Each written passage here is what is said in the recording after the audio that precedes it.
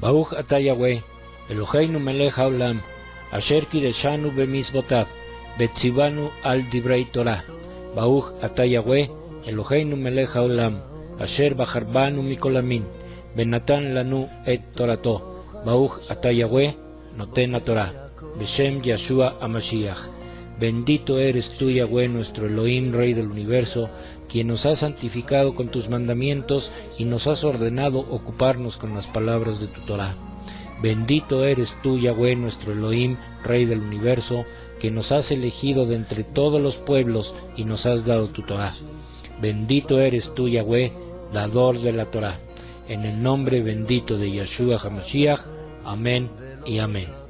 Shalom mis amados, Baruch atah Yahweh, Baruch atah Yeshua HaMashiach. Bienvenidos una vez más al estudio semanal de la Torah, y en esta ocasión veremos el tema Lashon HaKodesh, o lengua apartada.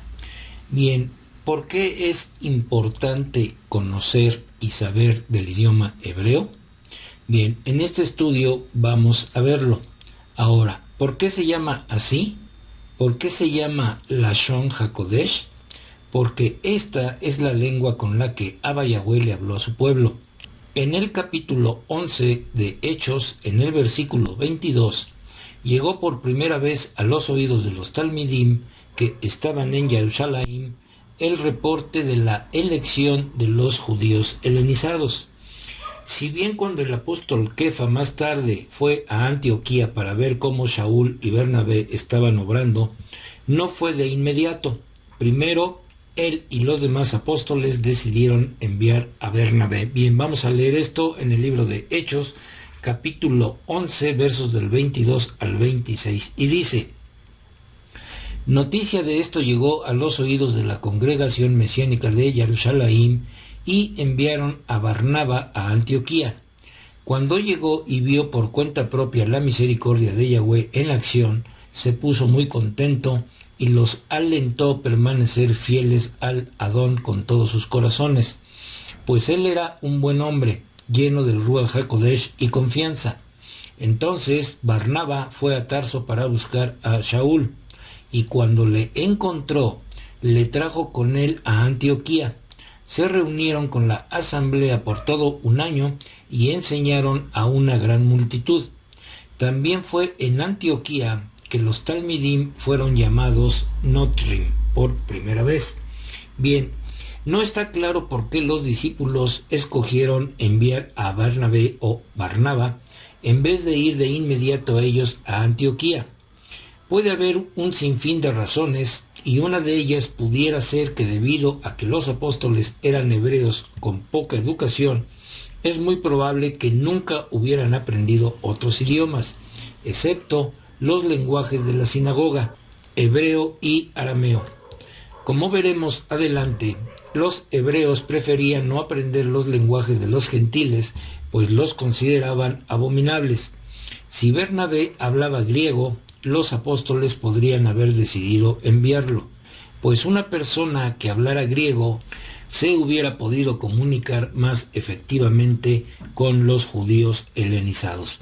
A su llegada en Antioquía, a Barnaba le dio gran gozo ver a todos esos judíos helenizados llenos del Ruach, y seguidamente sale para Tarso, en el sur de Turquía, para encontrar a Shaul, ya que Shaul, de buena educación, podía haber hablado griego. De allí, juntos, Bernabé y Shaul pasan casi todo el año siguiente enseñando a los judíos helenizados sobre su fe en Yeshua. No sabemos exactamente en qué punto Shaul hizo el terrible descubrimiento de que antes de que la fe nazarena triunfara, debía ocurrir una gran apostasía, y esto lo vemos en 2 de Tesalonicenses capítulo 2 verso 3. Sin embargo, en Hechos capítulo 11 verso 26 leemos algo sumamente peculiar en la narración. Mientras que los hebreos, o sea, los apóstoles nazarenos, siempre han insistido en escribir las escrituras en hebreo y en la lengua hermana arameo, en la narración se nos dice que los apóstoles fueron por primera vez apodados en Antioquía con un término griego lingüístico. En Hechos 11:26 dice así: y a los discípulos se les llamó cristianos por primera vez en Antioquía. Esto es lo que dice la traducción Reina Valera 1960. Pero veamos si realmente los que llamaron cristianos a los Talmidim eran realmente de origen griego o eran judíos gentilizados que vivían en regiones donde se hablaba el idioma griego y realmente los llamaron nazarenos. El capítulo 2 del libro de los Hechos, versos 5 y 11, nos narran algo sumamente interesante. La llegada de la fiesta de Shavuot o Pentecostés, y todos los judíos de diferentes regiones subieron a Jerusalén a celebrar esta fiesta. Bien, veamos. Dice así: ahora bien, en Jerusalén se estaban quedando judíos, hombres devotos de todas las naciones bajo el cielo, judíos de nacimiento y prosélitos, judíos cretenses y árabes. ¿Cómo es que oímos que hablan nuestros propios idiomas acerca de las grandes cosas que Elohim ha hecho? Bien, primer punto. Jerusalén estaba lleno de judíos de todas partes que fueron a festejar la fiesta de Shavuot. Segundo punto. ¿Por qué Kefa les dice judíos de nacimiento y judíos cretenses y árabes? ¿Quiénes eran los que festejaban la fiesta de Shavuot? ¿Los judíos o los griegos? Por supuesto que los judíos. Por eso el templo y Jerusalén estaban llenos de judíos de diferentes regiones. Hoy en la actualidad hay 3 fiestas sumamente importantes para el judaísmo y que se siguen celebrando en Jerusalén. Y todos los judíos de diferentes partes del mundo acuden año a año a celebrar estas fiestas. ¿Por qué no vemos hoy en día a cristianos en Jerusalén celebrando estas 3 fiestas? Pues por la sencilla razón de que los cristianos no celebran ninguna fiesta judía. De la misma manera, ningún griego de ese entonces festejaba las fiestas judías. Por eso Kefa fue muy claro cuando dijo: judíos de nacimiento y judíos cretenses y árabes. Estos mismos judíos de todas las regiones fueron quienes les llamaron nazarenos y no cristianos, ya que sabían perfectamente que estos talmidim proclamaban a Yeshua de Nazaret. Cuando el cristiano promedio lee esta información, debe parar y pensar que la palabra de Elohim fue confiada a los judíos, no a los griegos ni romanos, mucho menos a los cristianos. Bien, vamos a ver esto en el libro de Romanos capítulo 3, versos 1 y 2, y dice así: entonces, ¿qué ventaja tiene el judío? ¿Cuál es el valor de estar circuncidado? Mucho, en todas las maneras. En primer lugar, a los judíos les fue confiado los oráculos de Yahweh, o sea, la palabra de Yahweh. Abba Yahweh confió sus escrituras únicamente a aquellos de habla hebrea, Lashon HaKodesh, que demostraron gran celo por su pacto, y nadie más. Además, no hubo profecía alguna que esta elección cambiara a la venida de Yeshua. Si uno cree en la divina inspiración de las escrituras, entonces es obvio que nada en ellas está escrito por simple entretenimiento.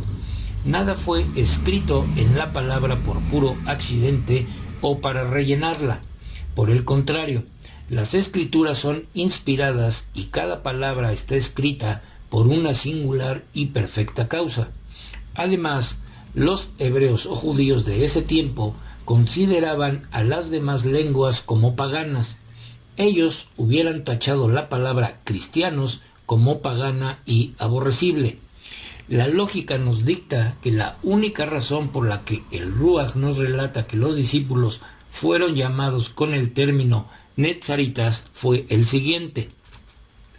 Y voy a tomar la traducción Reina Valera para comprobarlo. Bien, vamos al libro de Hechos capítulo 24, verso 5, y dice: porque hemos hallado que este hombre es una plaga y promotor de sediciones entre los judíos por todo el mundo y cabecilla de la secta de los nazarenos. Bien, aquí se estaban refiriendo a Shaul o Pablo. Por consiguiente, se les llamaba nazarenos y no cristianos. Las traducciones adulteradas por el cristianismo en general no han podido ni podrán ocultar el verdadero sentido hebreo que existe en las Escrituras. El capítulo 11 de Hechos ocurre tal vez 10 años después de la muerte, entierro y resurrección de Mashiach. Si los judíos hubieran hablado en griego en sus vidas cotidianas y si el griego hubiera sido aceptable a sus oídos como el hebreo, entonces los discípulos se hubieran apodado a sí mismos cristianos. Pero eso nunca ocurrió, ya que a ellos se les llamaba nazarenos de una forma despectiva. Se dice que el griego era la lengua común en Judea del primer siglo, pero eso contradice a la historia. Josefo o Josefus habló griego, pero solo porque había sido educado como un aristócrata. Su educación era superior a la de los judíos promedio de sus días, y aunque él mismo dice que tradujo al griego sus propios escritos originales en hebreo, nos dice también que era uno entre muy pocos judíos que podían leer algo o escribir ese lenguaje, y él mismo no tenía la habilidad de hablar con fluidez. Josefus escribió lo siguiente, dice así: aquellos de mi propia nación reconocen que yo conozco mucho más en cuanto a los judíos, también trabajando arduamente para aprender griego, para comprender lo elemental del idioma griego, aunque siempre he estado acostumbrado a hablar nuestro idioma, al grado que no puedo pronunciar el griego con verdadera exactitud, ya que nuestra propia nación no aprueba que aprendamos lenguajes de otras naciones y el hablar otros idiomas se considera vulgar. Flavio Josefus, Antigüedades Judías, libro 20, capítulo 11, párrafo 2. Bien, si aún el sabio aristócrata Josefo tenía dificultades para poder exactamente pronunciar el griego, a pesar de haberse esforzado en aprenderlo, ¿cómo podemos creer que pescadores sin educación ni estudios, que fueron los apóstoles nazarenos, pudieron haber tenido el tiempo o la inclinación de aprender a hablar griego? ¿Y por qué escribirían sus libros en ese idioma? Se espera que creamos que los nazarenos escribieron sus rollos en un lenguaje que ni hablaban, ni leían, ni escribían y que consideraban repugnante. ¿Acaso no es más inteligente considerar que los judíos sin educación, los apóstoles, escribieron sus epístolas en los únicos lenguajes que ellos conocían, los cuales eran los lenguajes usados en la sinagoga y que son el hebreo y o el arameo?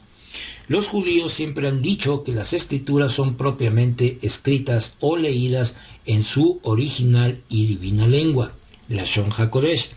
El hebreo y su lengua semítica relacionada, el arameo. Por esta razón, el hebreo y el arameo siempre han sido los únicos idiomas oficiales de la sinagoga. Recordemos que los nazarenos eran judíos, en el sentido religioso de la palabra. Para comprender que si ellos querían que sus escritos fueran leídos en voz alta en las sinagogas, entonces esas escrituras debían ser escritas en hebreo o arameo. Si las hubieran escrito en griego, sabían que nadie las tomaría en cuenta y nunca serían leídas en voz alta, por la sencilla razón de que los únicos que entraban en las sinagogas eran los judíos y los judíos gentilizados, llamados también prosélitos, no los griegos. Por eso se escribían y se leían en hebreo. ¿Qué pasaría si un cristiano va a Israel y entra hoy en día en una sinagoga judía? ¿Entenderá lo que se está leyendo? Si no sabe hebreo, por supuesto que no entenderá nada. Nosotros no hablamos fluidamente el hebreo, estamos aprendiendo poco a poco. Y nos pasaría lo mismo si entramos en una sinagoga. Tal vez entendamos algunas palabras, pero en su mayoría tampoco entenderíamos. Lo mismo pasaba en esos tiempos. En las sinagogas se leían las escrituras en hebreo, no en griego. y solo los judíos eran los que entraban en ellas, así de simple. Ahora bien, el hecho de que las cartas de los apóstoles fueron escritas en hebreo y arameo no prohibió su inmediata traducción al griego. De hecho, hay evidencia que sugiere que el médico Lucas pudiera haber sido quien tradujo las epístolas de Shaul al griego, y así la traducción pudo haberse hecho casi de inmediato, pero el original fue escrito en hebreo y Lucas lo trajo al griego. Esto es muy diferente a que el original fue escrito en griego. Veamos a continuación un claro ejemplo de cómo eran los judíos gentilizados y no los griegos quienes seguían a Shaul o Pablo en sus enseñanzas de la Torá. Vamos a ver esto en la traducción Reina Valera. Vamos al libro de Hechos, capítulo 17, versos 10 y 11, y dice: Inmediatamente los hermanos enviaron de noche a Pablo y a Silas hasta Berea, y ellos, habiendo llegado, entraron en la sinagoga de los judíos, y estos eran más nobles que los que estaban en Tesalónica, pues recibieron la palabra con toda solicitud, escudriñando cada día las escrituras para ver si estas cosas eran así. Bien, los hombres de Berea y de Tesalónica, ¿eran judíos o griegos? Según lo que leímos en la traducción Reina Valera, pues eran judíos. El mismo verso 10 lo dice: entraron en la sinagoga de los judíos, y el verso 11 lo confirma. Estos judíos confrontaban la palabra de Shaul con las escrituras, y los únicos que poseían el Tanaj o Antiguo Pacto en aquellos tiempos eran los judíos.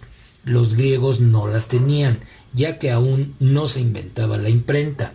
Bien, la mayoría de los rollos del Mar Muerto, que datan del primer siglo, fueron escritos en hebreo y o arameo. Solamente una pequeña fracción de los rollos fueron escritos en griego, lo que, junto con los escritos de Josefo, aclara categóricamente que el griego no era la lengua franca, el idioma común y cotidiano de los tiempos de Yahshua. De hecho, la mayoría de los sabios ahora aceptan que el arameo era la lengua de uso en Galilea en esos tiempos y que los apóstoles hablaban una versión galilea del arameo, llamada arameo sirio. Desde luego, el hebreo continuó siendo el lenguaje principal en las sinagogas y el templo, y por esta razón era posiblemente hablado por toda Jerusalén. Es ampliamente reconocido que Yahshua y sus apóstoles hablaban arameo sirio. Los dos lenguajes son diferentes, pero los que hablaban una de estas lenguas podían entender la otra, principalmente porque ambos idiomas se aprendían como lenguajes de las sinagogas. Siendo esto así, también se explica por qué los que hablaban hebreo en Jerusalén de inmediato detectaron y apuntaron a Kefa por su habla aramea, identificándolo como uno de los discípulos de Yeshua con tan solo escucharlo hablar. En Marcos capítulo 14, verso 70, dice lo siguiente, y lo veremos en la traducción Peshita y en el Código Real respectivamente. Dice así: pero él negó otra vez, y poco después los que estaban allí dijeron otra vez a Kefa: verdaderamente tú eres de ellos, porque eres Galileo y tu manera de hablar es semejante a las de ellos. Y en el Código Real dice: pero él negó nuevamente, y no mucho después otros que estaban alrededor decían a Kefa: verdaderamente eres de ellos, pues también vienes de la Galil. También notamos que no es coincidencia que la congregación del Oriente ha tenido una versión del Brit Hadashah desde tiempos antiguos. La doctrina de la congregación del Oriente relata que sus ancianos recibieron el Brit Hadashah en arameo, directamente del apóstol Kefa o Pedro. No es posible verificar si lo recibieron de él, pero sí existe un manuscrito del Brit Hadashah que ha estado en uso continuo por siglos, y este se llama el Código Real, en el cual vimos el verso anterior. A pesar de que Yeshua y la mayoría de sus apóstoles probablemente hablaron el arameo porque eran galileos, varios de los ancianos de la congregación como Papías, Irineo, Origen, Eusebio, Epifanio y Jerónimo, entre otros, nos dicen que el apóstol Mateo, quien era de Jerusalén, primero escribió su rollo en hebreo y luego fue traducida a otros lenguajes. Papías dijo lo siguiente: Mateo compuso las palabras en el dialecto hebreo y cada quien tradujo como tenían habilidad. Irineo comentó: Mateo produjo también un evangelio escrito entre los hebreos en su propio idioma. Y Origen declara: el primer evangelio está escrito por Mateo, el mismo que fue antes recaudador de impuestos, pero se volvió emisario de Yeshua HaMashiach, quien, habiéndolo publicado para los creyentes judíos, lo escribió en hebreo. Bien, esta Besorá o Evangelio de Mateo se conoce como el Mateo de Shem Tov. Existen otros ejemplos, pero lo que observamos es que Mateo era de Jerusalén, de manera que su lengua nativa tenía que ser hebreo, y la de los otros apóstoles era arameo sirio, porque eran de la región de Galilea.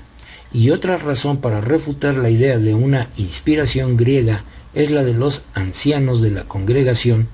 Clemente de Alejandría, Eusebio y Jerónimo también nos dicen que el apóstol Shaul originalmente escribió su rollo a los hebreos en la lengua sagrada, la Lashon HaKodesh, en hebreo y no en griego. Es por eso que el rollo lleva por título Sefer Ibrim o Libro de Hebreos. Clemente de Alejandría asegura que la epístola a los hebreos fue escrita por Shaul para los hebreos en la lengua hebrea, pero que fue cuidadosamente traducida por Lucas y publicada entre los judíos helenizados o judíos gentiles. Un dato sumamente importante de esto nos lo da la carta de Jacob, hermano de Yeshua. Bien, veamos cómo comienza su carta. Dice así, vamos al libro de Santiago capítulo 1, verso 1, y dice: Jacob, siervo de Yahweh y del Adón, Yeshua HaMashiach, a los jueces de las 12 tribus que están en la dispersión, Shalom. ¿Por qué Jacob le escribe a las 12 tribus que están en la dispersión y no les escribe a los cristianos?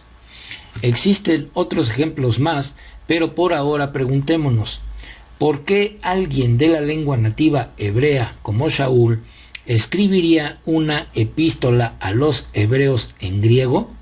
La idea no tiene sentido, especialmente cuando manuscritos antiguos del Brit Hadashah existen en el arameo que los apóstoles hablaron y ha estado en uso continuo desde tiempos antiguos. Otro punto importante es que los escritos del Brit Hadashah contienen perfecta armonía gramatical en el hebreo y o arameo, pero se leen muy diferentes en las malas traducciones hechas al griego. Hay muchos otros ejemplos que aclaran que una inspiración griega no es factible. A la iglesia cristiana le gusta apuntar a un pasaje en Mateo como prueba de que este libro fue escrito en griego, lo cual es interesante, pero los escritos antes mencionados nos aseguran que Mateo fue originalmente escrito en hebreo. Veamos este pasaje en cuestión en la Reina Valera. Dice así: Él les dijo: ¿y vosotros quién dices que soy yo? Respondiendo Simón Pedro dijo: Tú eres el Cristo, el Hijo del Dios viviente. Entonces le respondió Jesús: Bienaventurado eres, Simón, hijo de Jonás, porque no te lo reveló carne ni sangre, sino mi Padre que está en los cielos. Y yo también te digo, que tú eres Pedro, y sobre esta roca edificaré mi iglesia, y las puertas del Hades no prevalecerán contra ella. Bien, ahora veamos el texto hebreo. Dice así: Y a ti te digo que tú eres Eben, y sobre esta Ebné edificaré mi comunidad, y las puertas del Sheol no prevalecerán contra ella. Bien, el nombre Kefa en griego es Petros, no Pedro. Por otro lado, la roca sobre la cual Yeshua edificaría su asamblea es la palabra Petra, y se refería a él mismo, ya que él es la roca del fundamento. Si aceptamos una inspiración griega solo para tratar con ese argumento, este preciso pasaje no apoya la idea de una sucesión apostólica papal. Lo que en realidad relata es que Yahshua está edificando su asamblea sobre él mismo, la roca de la revelación que procede del Padre, y esto lo vimos en el verso 17 que leímos anteriormente.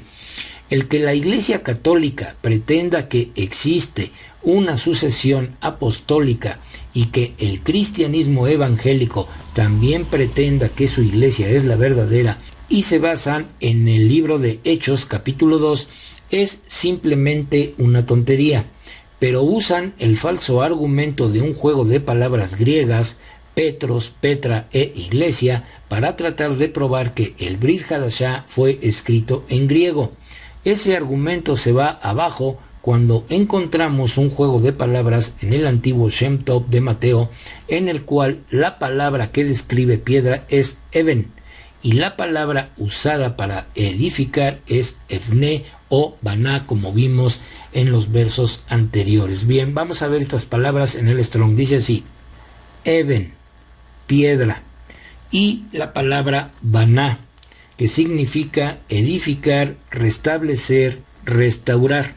Bien, hay muchos más ejemplos que verifican que la inspiración de las escrituras fue dada en hebreo y o arameo.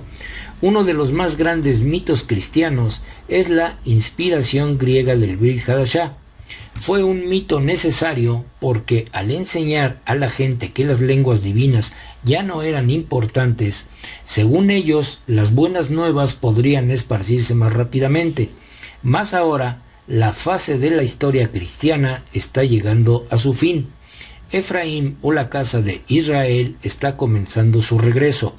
Abba Yahweh está llamando a su pueblo para que camine todavía más apegado a él, abrazando no solo su pacto, sino también su eterna y divina lengua, Lashon HaKodesh, el hebreo. Pues bien, mis amados, con esto terminamos el estudio de hoy, y si es la voluntad de nuestro Abba Yahweh, la próxima semana estaremos subiendo un estudio más de la Torá. Que nuestro Abba Yahweh resplandezca su rostro sobre cada uno de nosotros y nos dé su shalom. Baruch atah Yahweh, Eloheinu melech haolam, asher natan lanu torat emet, bechayei olam nata betocheinu. Baruch atah Yahweh, noten haTorah. Toda Rabá Beshem Yahshua HaMashiach. Bendito eres tú, Yahweh, nuestro Elohim, Rey del universo, que nos diste tu Torá, la Torá de la verdad, e implantaste en nosotros la vida eterna. Bendito eres tú, Yahweh, dador de la Torá. Te damos las gracias en el bendito nombre de Yahshua HaMashiach. Amén y amén.